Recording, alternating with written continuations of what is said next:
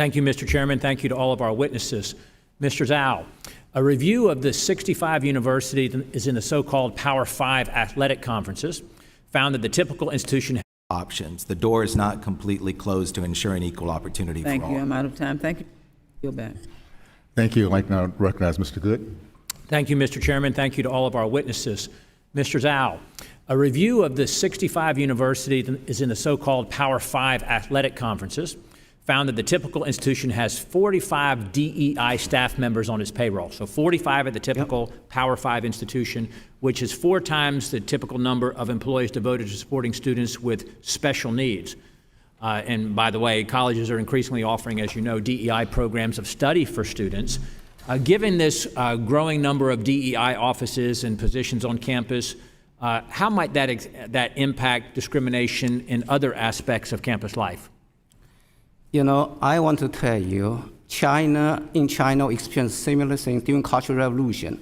Colleges, institutions established revolutionary, committees to distract the, institution's main task, right? So I think our, educational institution should going back to its basic, its goal to really educate, to recruit the best and brightest, and provide the best education instead of promoting some ideology. That's my take on that. So focus on education, academic excellence. Is there any return on investment for this spending on DEI positions besides raising tuition costs for the university?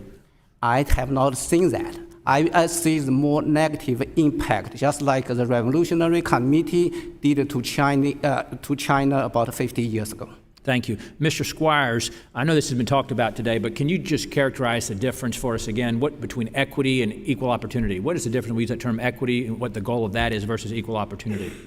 So the way equity is typically used in sort of common parlance is suggesting that people from all different types of backgrounds end up in the same place. But the actual definition of equity is the consistent and impartial application of a particular standard. So the equality of opportunity, again, to me, you're talking about being able to bring people from different backgrounds and, again, subject them to the same types of standards. So for instance, a city may say, we want to see SAT scores improve, so we will provide free testing at high schools across the city.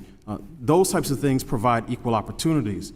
Equity is when you turn around on the back end and say, and again, particularly in the college context, and say, okay, we see that everyone is not coming in with the same types of score, so now we're going to socially engineer the demographic balance on the back end.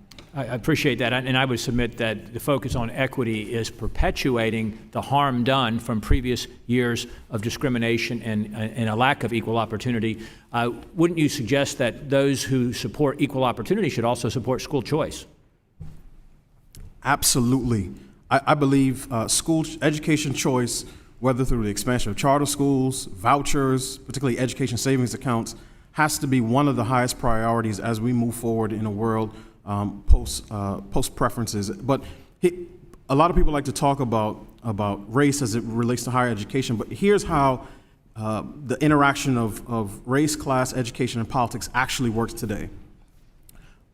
Black progressives, particularly politicians in the media, will rail against school choice on the K through 12 level, particularly vouchers, oftentimes being supported by teachers' unions.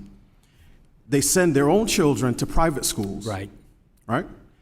They summer on Martha's Vineyard, and then when it's time to apply to Harvard, they turn around and cite education disparities in the inner city to justify why their children need racial preferences.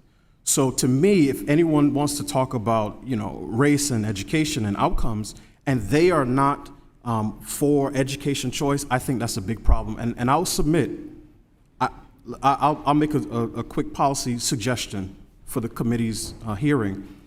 I think any elected official, regardless of their jurisdiction, who stands against school choice should be required to send their child to the lowest performing school in their district. Because if the schools are not good enough for your child, then they shouldn't be good enough for mine either. Well said, Mr. Squires, and I encourage everyone on the committee to support my Choice Act, which allows federal dollars to go and follow the child to the educational opportunity of their choice, or the parent's choice, and it particularly, obviously, for those who are of lower income. Last question, Ms. Salmon, thank you for being with us today. Fairfax County in Virginia, the state where I'm from, has moved towards equitable grading. Could you talk briefly about that equitable grading and the harm that's being done from that? I'm not familiar with the policy. Okay, well, equitable grading is its stated goal is to combat institutional bias and eliminate racial disparities in grade outcomes, and it removes grade penalties for late assignments. And so, but I see I'm out of time as well. I yield back, Mr. Chairman.